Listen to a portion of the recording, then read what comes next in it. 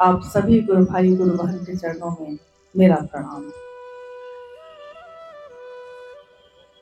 महागुरु महादेव की दया से और साहब दीदी का असीम आशीर्वाद, जिसके कारण हम सब के जीवन में शिव गुरु हुए। हम सभी शिव के शिष्य हैं और हर एक शिव का शिष्य हजारों लाखों लोगों को जोड़ता है, महादेव के दिशा में चलने के लिए प्रेरित करता है।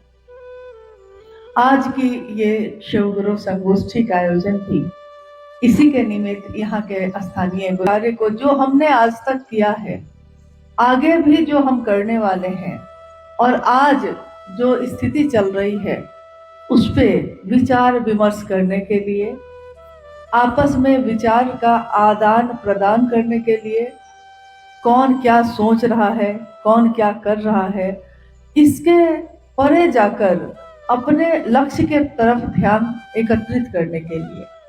लक्ष्य अगर स्पष्ट हो, मंजिल अगर स्पष्ट हो, तो रास्ता हम ढूंढ लेते हैं। मान लीजिए कि आज इस स्थान पे हम भी पहली बार आए, इस पार्क में, ये लॉन में, जो हॉल का लॉन है, इसमें हम भी पहली बार आए, आप भी पहली बार आए। किसी ने पता दिया, बताया कि यहाँ आना है, तो आते समय रास्ते आपने ढूंढ लिए। मंजिल अगर पता है, जाना कहाँ है ये पता है, तो रास्ता हम ढूंढ लेते हैं। साहब श्री ने, शिव के शिष्य ने इस युग में, इस कलयुग में, इस कालखंड में महादेव का पता दिया, महादेव के तरफ चलने का रास्ता बताया ही नहीं, उस पे कैसे चला जाए ये सिखाया भी और अपने साथ लेकर चले भी। सिर्फ उन्होंने ये कहकर छोड़ नहीं दिया, सिर्फ उन्होंने ये नहीं कह दिया कि हाँ आप जाइए, अब जैसे जाना है जाइए। उन्होंने ये मंजिल बताने के साथ साथ शिव शिष्यता का राजमार्ग भी बताया। और शिव शिष्यता का राजमार्ग क्या है, शिव की शिष्यता क्या है, आध्यात्म क्या है,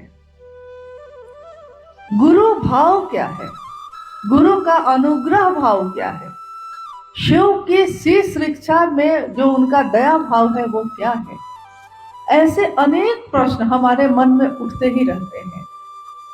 आइए हम लोग कुछ उस पे बात करते हैं, क्योंकि आप में से ज्यादातर गुरु भाई गुरु बहन, मुझको लगता है कि गुरु के काम में तेज गति से चलते हैं।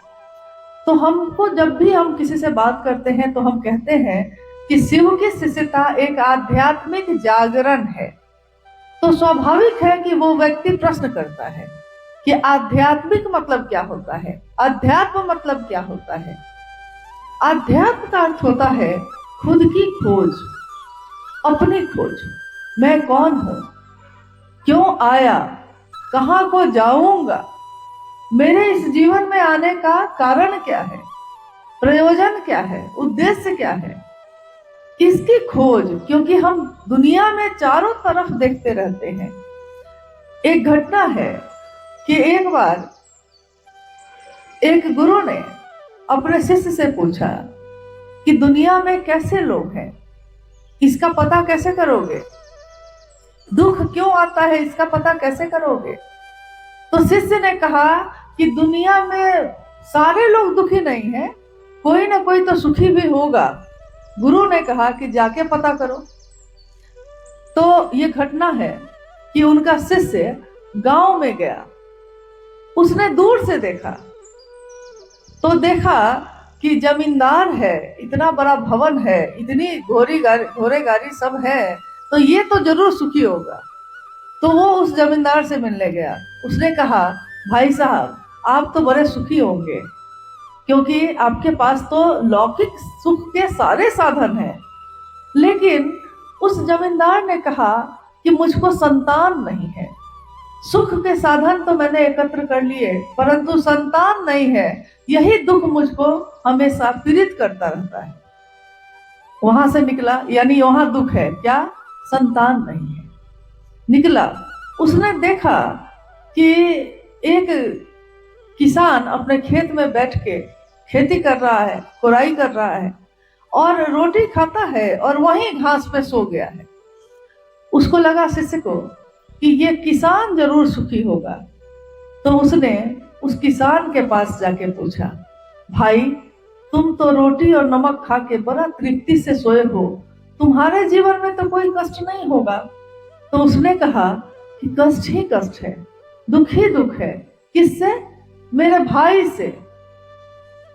उस किसान को दुख था अपने भाई से, लड़ाई चल रही है भाई से, तो दुखी है वो, लेकिन किसके कारण? भाई से। इस तरह से वो शिष्य सबके पास घूम गया। हर व्यक्ति दुखी है, परंतु किससे? किसी ना किसी दूसरे व्यक्ति से। सब दुखी है, हम और आप भी दुखी हैं। किससे? जब पूछा जाए आपसे कि आप भाई गुरु भाई आप किसी से दुखी हैं क्या, तो आप कहिएगा कि हाँ, अमुक आदमी महादेव का काम नहीं कर रहा है, अमुक आदमी शिव चर्चा में व्यापार कर रहा है, हम उससे दुखी हैं। तो सबसे दुखी हैं हम लोग, लेकिन आज तक किसी ने नहीं कहा कि मैं खुद से दुखी हूं, कि मैं क्यों नहीं महादेव का काम करता। मेरे जीवन में तो सुख आया है, मेरे जीवन में तो आनंद है, मुझको तो शो मिले हैं, मुझको तो साहब दीदी का सानिध्य मिला, मुझको तो उनका संदेश मिला है, मैं क्यों नहीं खुश हूं? और मैं अगर खुश हूं तो मैं इस बात से अपने से दुखी क्यों नहीं हूं कि मेरे द्वारा महादेव का काम होता है कि नहीं। मेरा बस दूसरे पे नहीं चलता। ठीक है, दूसरा गलत कर रहा है, आप उसको ठीक कर सकते हैं? नहीं कर सकते। आप कोशिश भी कर सकते हैं, लेकिन कोशिश करने के बाद जब आपकी कोशिश बेकार चली जाएगी, तब आप कहिएगा, थक के हार के सोचिएगा कि मेरी कोशिश बेकार हो गई और मेरे द्वारा ये समस्या का समाधान नहीं हो सकता। तो आखिर हम कहते हैं कि महादेव के द्वारा ही इसका समाधान हो सकता है, तो हम महादेव पे ही निर्भर करते हैं। खुद से कोई दुखी नहीं है, पूरी दुनिया दुखी है, परंतु बहुत सुंदर एक भजन है कि एक दूसरे के सुख में हमको बड़ी जलन है। जब से देखा जग में यही चलन है कि एक दूसरे के सुख में हमको बड़ी जलन है, बहुत दुख है हमको। दूसरा क्यों सुखी है, दूसरा क्यों खुश है, तो उसकी खुशी को देखकर हम दुखी हैं। लेकिन कोई इस बात से दुखी नहीं है कि मेरी यात्रा का क्या होगा। आध्यात्म का अर्थ ही होता है मेरी यात्रा, मैं कौन हूँ, मुझको क्या करना है। दूसरा अगर नहीं करता है तो मैं खुद कर सकती हूँ कि नहीं। दूसरे अगर मेरे पिता हैं अगर, और मेरे पिता के 4 बच्चे हैं, अगर 4 बच्चों में से 3 बच्चे पिता की सेवा नहीं कर रहे हैं, तो क्या हम ये कह सकते हैं कि ठीक है वो नहीं कर रहा है तो मैं भी क्यों करूं?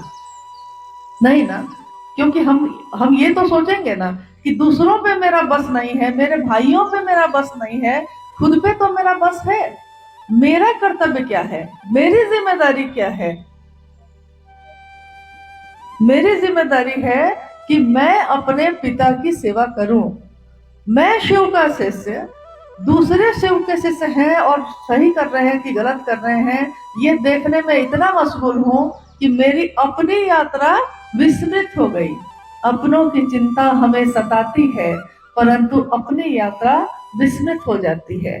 तो दूसरों की बात सुनते सुनते मेरा मन विस्मृत हो गया, भूल बैठा कि मेरी अपनी यात्रा क्या है, अल्पकालिक यात्रा है। उसकी योजना में दीर्घकालिक योजना बना रहे हैं।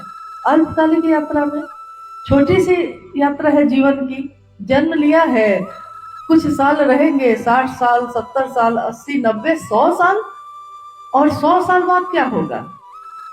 सब कुछ तो यही छोड़ के जाना होगा। कोई कुछ भी साथ लेकर नहीं जा सका, कोई कुछ भी साथ लेकर नहीं आ सका, लेकिन उसकी कीर्ति रह जाती है, नाम रह जाता है। जो उसने काम किया है वो काम रह जाता है, लोग उसको याद करते हैं। आज हम लोग छपरा में हैं, कल हम लोग कुशेश्वर स्थान में दरभंगा में थे। लाखों गुरु भाई गुरु बहन, लेकिन उस लाखों में से ज्यादातर लोगों ने एक गुरु भाई का नाम बार बार लिया। आज वो शरीर में नहीं थे, शिवलीन हो चुके हैं। परंतु उस गुरु भाई ने साइकिल चलाकर मीलों मील जाकर अपने महादेव का संदेश देने का काम किया। इतना किया कि वहां के लोग उसको भूल नहीं पाए। महादेव का काम करने वाले को लोग नहीं भूल पाते। आज साहब और दीदी का नाम हम लेते हैं। साहब और दीदी के जीवन में कांटे भी थे, फूल भी थे। दुनिया को उन्होंने कांटे नहीं दिए, दुनिया को उन्होंने फूल दिया। क्या सारे लोग साहब और दीदी को चाहते थे? क्या सारी दुनिया के लोग चाहते थे? ऐसा नहीं था। कुछ न कुछ लोग तो ऐसे थे ही जो नहीं चाहते थे। परंतु आपके चाहने के लिए मैं थोड़े ही आया हूं। दूसरे मुझको चाहे, इसके लिए कोई शिव का शिष्य इस धरती पे थोड़े ही आया है। उसके शिव उसको चाहे, वो शिव को चाहता है। शिव मुझको चाहे, मैं जिसको चाहता हूं, उसके लिए मेरा सर्वस्व न्यौछावर हो जाए, मैं तो इसके लिए आया हूं।